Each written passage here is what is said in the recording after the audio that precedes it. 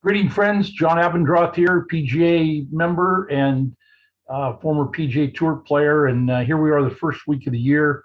And thought it'd be fun to just kick around a couple ideas, thinking back to 2021 and previously to that with, some exciting stuff that went on. And then as we look forward to 2022, hopefully, get the golf world back to normal. I want to thank our couple of sponsors that helped make this possible.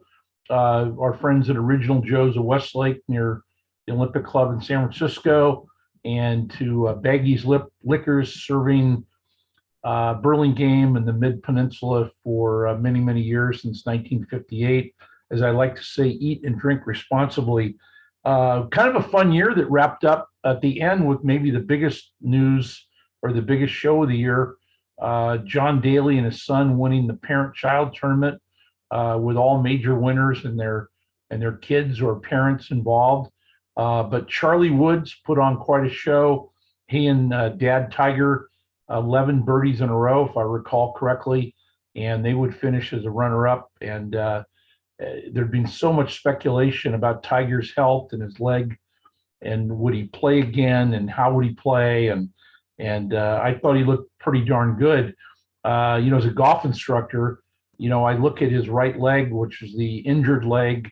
He's had 4 surgeries on the left leg. So my goodness, amazing for him to even be able to play at the level that he did. And when you look at the right leg, he'd stay a little more flat-footed through impact than before. You can look at some great old photos and swing sequences of his, and you would show that, almost initially on the way down, that his right leg would flex in toward the target, and it looks like he's had to back off of that a little bit. And it was amazing to see the distance that he was getting with that type of swing, over 300 yards a number of times as it was clocked. But the big news about that team was all the excitement about what a wonderful golf swing that Charlie has, at his age, and how well he played. So it'll be exciting down the road to see, how he does, and seeing more and more of Charlie. It seems that the PGA Tour continually has been one of the leaders on letting the play happen through the pandemic. Very few, major issues. Probably the biggest one that comes to mind was last spring when John Rahm was forced to withdraw with a big lead at the Memorial Tournament. He shows up at the U.S. Open, I believe, on Tuesday, able to play practice round on Wednesday, and he comes out and wins his first major, the U.S. Open, which was just, really quite a story when you think about it. And for him to go through that and, handle it with what seemed like class. It was, a tough call on the PGA Tour's part, but I think even later on, they said that they could have probably handled it differently. It became a TV moment as CBS and Jim Nantz were going off the air, but it's that's going to happen. But they've learned from it. As I've said many things in my own life and people I've known, we've never lived through this before, so they learn kind of as they go, and they're trying to do the very best they can. You've noticed in lately some NBA games have been postponed or canceled when a third of the team is on the protocol of COVID and can't make it to the court, or not allowed to play. So like I say, golf has been pretty darn good. We've had some caddies that have been affected, players affected, but it seems to move on.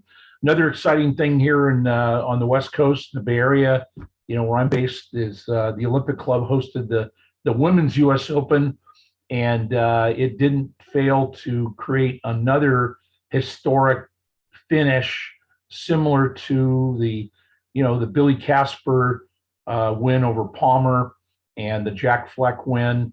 Lexi Thompson seemed to have it wrapped up coming down the stretch. If I recall, her lead was about 5 strokes with like 9 holes to play, and ended up in a playoff that she did not end up in, with poor, I believe, club and shot selections coming down the stretch. Having played in and around the Bay Area for many, many years, one of the first things that I tell players when they're coming into the area that ask me about it is, you can't believe how short the ball goes. And on those uphill shots on 17 and 18, she ends up, not hitting enough club, it seemed, or hitting hard enough or long enough shots, and it ends up, missing out on the playoff. And very exciting for a very unknown, not very well-known player, Yuka Sasso ends up winning a 3-hole playoff. She's from with Filipino descent, and with many, many Filipinos living in the area. There was a very cool picture taken on the 8th green when they were doing the award ceremony with a lot of her compatriots of her nation around her with the trophy and a flag, and very, very exciting stuff. So exciting for her to win that. And the Olympic Club, again, really amazing how each of their championships have had some kind of a mysterious winner come from nowhere, and a player be majorly disappointed. So Lexi Thompson joins that crowd of Arnold Palmer and Ben Hogan to be in that category of things. So Phil Mickelson has a great year with a big win, and the old story, what will Phil do next? So it'll be crazy to see what he can do, and he'll start out at Kapalua at the Tournament of Champions, which he hasn't played in very much over the years, even when he had won tournaments. But this field this year at Kapalua, starting up this week, as I record this, has 39 players, which is very, very large compared to what they've had in years past, because they had this, what they call the super season, where it extended over 2 years, and a lot of players had extended exemptions, and the qualifications were all different in many cases. So 39 players are scheduled to tee it up, and including some really exciting ones. The money leader at this point, even though this starts the calendar year, but we've already started the wraparound season, Taylor Gooch, who would have thought that would be the leading player? He'll be there. Hideki Matsuyama, wow, what a win for him at the Masters in Augusta in this last spring. First Japanese player to win that championship. Very, very exciting. And that very prolific picture of his caddy bowing to the flag and the golf course shows just huge respect for all of that. We went through an Olympic year in golf, and we had Xander Schauffele would come in and win the gold medal, and he'll be teeing it up this week. And that's a great kudo for that young man out of San Diego, and we'll see how he does. So that'll be fun. One thing I always enjoy with these early events in the year is seeing what kind of new gear that the players are using, what clubs, what putters, what drivers. TaylorMade is kind of leading the way with a new, I believe it's called the Stealth driver. Everybody's been kind of playing that sim driver. So it'll be always curious to see equipment changes, putting changes, putter changes, I should say, and what the trends are in clothing and shoe wear, and all of those type of things. Always kind of fun to see those type of things. And maybe there's even some technique changes. Have players gone to different putting grips as they worked on it during the relative off season? So it'll be an exciting year. I think probably one of the biggest questions that came out of the late 2021 part of the year, when Tiger played so well, surprisingly, with son Charlie, would he be able to play in a PGA Tour event for the year in the year 2022. I think that the big issue is walking the golf course. It sounded like in different conversations that he would not approach the idea of taking a golf cart in a PGA Tour event where everybody else is walking. So that'll be curious to see.